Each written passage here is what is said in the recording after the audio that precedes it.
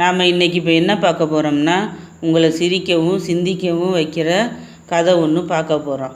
இந்த உலகமே முட்டாள்களாக இருந்து நீங்கள் மட்டும் அறிவாளியாக இருந்தால் எப்படி இருக்கும்? அதுக்கான கதை தான் இது. சரி பார்ப்போம்மா. ஒரு ஊரில் ஒரு விவசாயி இருந்தான். அவனுக்கு அம்மா, மனைவி, ஒரு குட்டி பையன் இருந்தாங்க. ஆனால் அவனோட அம்மாவும் மனைவியும் ரொம்ப முட்டாளாக இருந்தாங்க.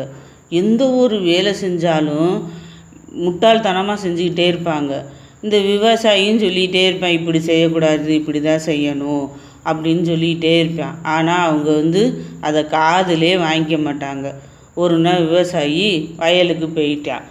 வயலுக்கு போனவன் அங்கே வேலை பார்த்துக்கிட்டு இருந்தானா, இங்கே வீட்டில் மனைவி என்ன பண்ணுறா, குழந்தைக்கு சாப்பாடு கொடுத்துக்கிட்டு இருக்கா. அவன் மனைவி திடீரென்று, ஐயோ மகனே, உனக்கு இப்படிப்பட்ட கதியாக வரணும், நீ இல்லாமல் நான் மட்டும் எப்படி உயிர் வாழ்வேன் என்று அழுகிறா. அவளுடைய மாமியார் இவளோட அழுகுறல் கேட்டுட்டு பரபரப்போட வீட்டுக்குள்ளே வர்றா. மருமகளே, ஏன் அழுகிற? பேரனுக்கு என்ன வந்தது? நன்றாகத்தானே இருக்கிறா, எதற்காகம்மா அழுகிறா அப்படின்னு கேட்குறா. அதுக்கு அவள் என்ன சொல்கிறான்னா, அத்தை, உங்கள் பேரனை இங்கே வழக்கமாக படுக்க வைப்பேன், மேலே பாருங்கள் பரனில் அரிசி மூட்டை உள்ளது, தவறி அந்த மூட்டை கீழே விழுந்தால் என்னோட மகனோட கதி என்ன ஆகும், அதை நினச்சி தான் அழுகிறேன்னு கூறுறான். ஐயோ, என் பேரனை காப்பாற்ற வழியே தெரியவில்லையேன்னு மாமியாவும் சேர்ந்து அவளோட அழுக ஆரம்பிச்சிட்டான். இவங்களோட அழுகுறல் கேட்டுட்டு பக்கத்து தெருவில் இருந்தவங்க, அடுத்த வீடு எல்லாரும் இவங்க வீட்டு முன்னாடி கூட்டம் சேர்ந்துருச்சு. அவங்களில் ஒரு பெரியவர், என்ன நடந்தது, ஏன் அழுகிறீங்க என்று கேட்குறாரு. அவர்கள் இருவரும் அழுவதற்கான காரணத்தை சொல்லி அழுக ஆரம்பிச்சிட்டாங்க. அவர்கள் சொன்னதை கேட்ட கூட்டத்தினர், ஐயோ, இந்த பச்சிளங்குழந்தைக்கு இப்படிப்பட்ட நிலையாக வேணும் அப்படின்னு கவலைப்படுறாங்க. வயல் வேலைகளை முடிச்சுட்டு விவசாயி வீடு திரும்புகிறான். வீட்டு முன்னாடி ஊர் மக்கள் எல்லாரும் கூடியிருப்பதை, தன் தாயும் மனைவியும் அழுது கொண்டிருப்பதையும் பார்க்குறான். தன் தாயிடம், அம்மா, என்ன நடந்தது, ஏன் அழுறீங்க அப்படின்னு கேட்கல. உன் மகனை வழக்கமாக தூங்க வைக்கும் இடத்தை பார், அதற்கு மேலே பரணியில் அரிசி மூட்டை உள்ளது, அந்த மூட்டை கீழே விழுந்தால் உன் மகனின் கதி என்ன ஆகும், அதை நினச்சி தான் நாங்கள் எல்லாரும் அழுக ஆரம்பிச்சிட்டோம் அப்படின்னு சொல்கிறாங்க. அதை கேட்டு கடுப்படைந்த அவன், உங்கள் இருவருக்கும் அறிவில்லை என்பது எனக்கு தெரியும், இந்த ஊரில் உள்ள யாருக்குமா அறிவில்லை என்று கத்தினான். பரன் மேல் ஏறிய அவன் அங்கிருந்த அரிசி மூட்டையை வேறு இடத்துக்கு மாற்றி வைக்கிறான். இந்த வழி எனக்கு தெரியாமல் போயிட்டே, தெரிந்திருந்தால் அழுது ஆர்ப்பாட்டம் செய்திருக்க மாட்டோம் என்றால் அவனோட மனைவி. எனக்கும் தெரியாமல் போயிட்டே அப்படிங்கிறா அவங்களோட அம்மாவும். கோபம் அடங்காதவன், அரிசி மூட்டையை மாற்றாவிட்டால் என்ன, குழந்தையை வேறு இடத்தில் படுக்க வைத்தால் போயிற்று, உங்களுக்குத்தான் அறிவில்லை, வேடிக்கை பார்க்க வந்த இந்த ஊர் மக்களுக்கும் அறிவில்லையே, இப்படிப்பட்ட முட்டாள்களுடன் எப்படி வாழ்க்கை நடத்துவேன், உங்களை விட பெரிய முட்டாள்களை பார்த்த பிறகுதான் வீடு திரும்புவேன், இல்லையேல் திரும்ப மாட்டேன் என்று கத்திட்டு அங்கேருந்து போயிட்டான். சில நாட்கள் பயணத்துக்கு பின்னாடி ஒரு ஊரை அடைகிறான். அங்கே ஒருவன் பெரிய கூடை ஒன்றை தூக்கிக்கிட்டு அங்கே இங்கேயுமா ஓடிக்கிட்டு இருக்கான். இவன் வியப்பாக பார்க்குறான். இவன் ஏன் கூடையை தூக்கிக்கிட்டு இங்கே எங்கேம்மா ஓடிக்கிட்டே இருக்கான் அப்படின்னு நினச்சிட்டு போய், ஏன் இப்படி ஓடுறீங்க அப்படின்னு கேட்குறேன். அதுக்கு அவன் அந்த மனுஷன் என்ன சொல்கிறான்னா, ஐயா, என் வீட்டுக்கு ஜன்னல்கள் எதுவும் கிடையாது, அதனால் பகலில் கூட இருட்டாகத்தான் இருக்கும், சூரிய ஒளி உள்ளே வருவது கிடையாது, சிறிது சூரிய ஒளியை பிடித்து சென்று வீட்டில் விட்டால் வீடு ஒளி பெறும் என்று நினைத்தேன், சூரிய ஒளியை பிடிப்பதற்காக தான் கூடையை எடுத்துக்கொண்டு அங்குங்குமாக அலைகிறேன், சூரிய ஒளி சிக்க மாட்டேங்கிறது, எனக்கு என்ன செய்வதுங்கிறதே புரியலை அப்படின்னு சொல்கிறான். விவசாயி நினைக்கிறேன், நம்ம வீட்டில் உள்ளவர்களை விட இவன் பெரிய முட்டாளாக தான் நினைக்கிறேன் அப்படின்னு நினச்சிக்கிட்டு, கூடையிலெல்லாம் சூரிய ஒளியை பிடிக்க முடியாது, நான் சொல்கின்றபடி செய், என்ன செய்யணும் அப்படின்னு கேட்குறான் அந்த மனுஷன்.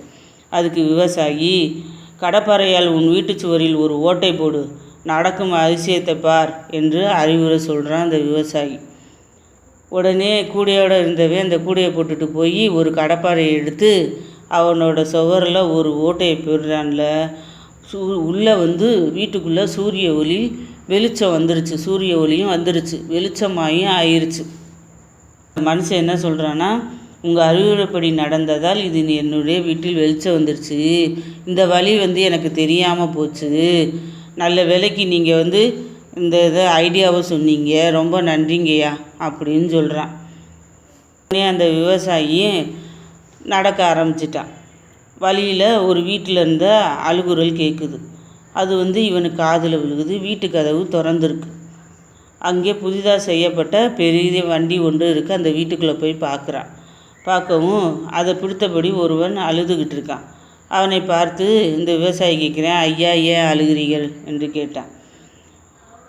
அதுக்கு என்ன சொல்கிறான்னா, நான் ஒரு தச்சன், மரப்பலகைகள் வாங்கி வீட்டுக்குள் கொண்டு இந்த அழகான வண்டியை செஞ்சேன். சிறிய கதவு என்பதால் இந்த வண்டியை வெளியே இழுத்து செல்ல முடியலை. வீட்டு சுவரை இடித்து தான் வண்டியை வெளியே கொண்டு செல்ல முடியும். என் முன்னோர்கள் கட்டிய வீடு, இதை இடிக்க வேண்டி வந்ததே என்று தான் அழுகிறேங்கிறான். இந்த விவசாயி சொல்கிறான், இந்த வண்டியை பிரித்து வெளியே கொண்டு போய் மீண்டும் இணைத்து வண்டியாக்கக்கூடாதா? அப்படி செய்தால் சுவரை இடிக்க வேண்டாமே அப்படின்னு சொல்கிறான்.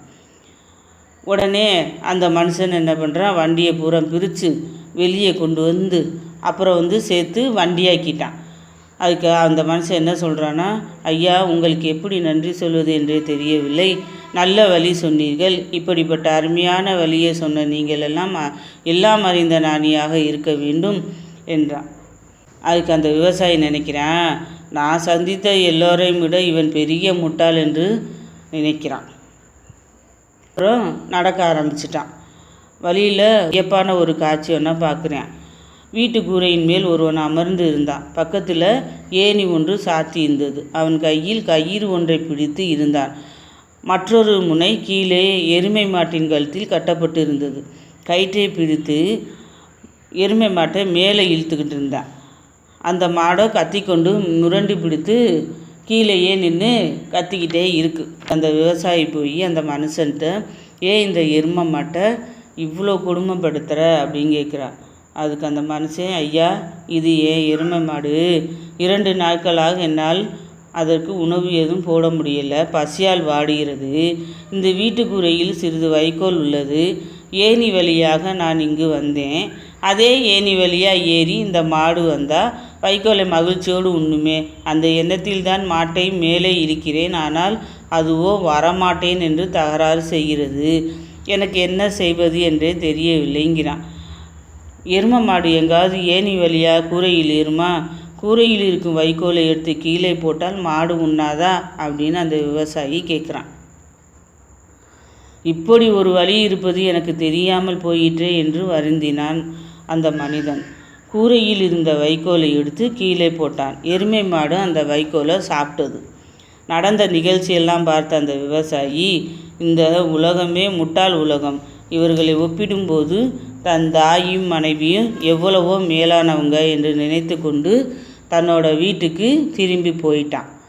அதே மாதிரி நம்மளும் எந்த செயலை செஞ்சாலும் யோசித்து புரிஞ்சு இந்த செயலை செஞ்சால் கரெக்டாக வருமா அப்படின்னு நினச்சி யோசித்து பார்த்துட்டு செஞ்சோம்னா நம்ம கடைசியில் அந்த செயலில் வெற்றி பெறுவோம்.